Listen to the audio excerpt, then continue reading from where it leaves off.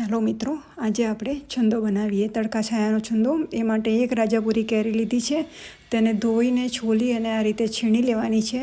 પછી એને એક તપેલીમાં આપણે ટ્રાન્સફર કરી લઈશું.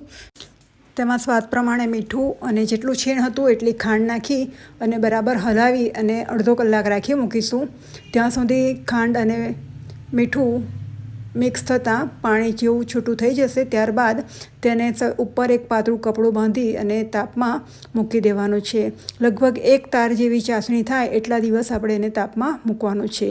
આટલા છંદામાં ચલો હું તમને બે પ્રકાર બતાવું. એકમાં મેં એલચી, તજ અને લવિંગ નાખ્યા છે વાટીને.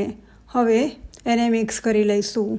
એ સફેદ છંદો થશે. બીજા ભાગમાં મેં લાલ મરચું નાખ્યું છે. મીઠું અને ખાંડ તો આપણે પહેલેથી સ્વાદ પ્રમાણે નાખેલા જ છે. એક આ લાલ છંદો થશે.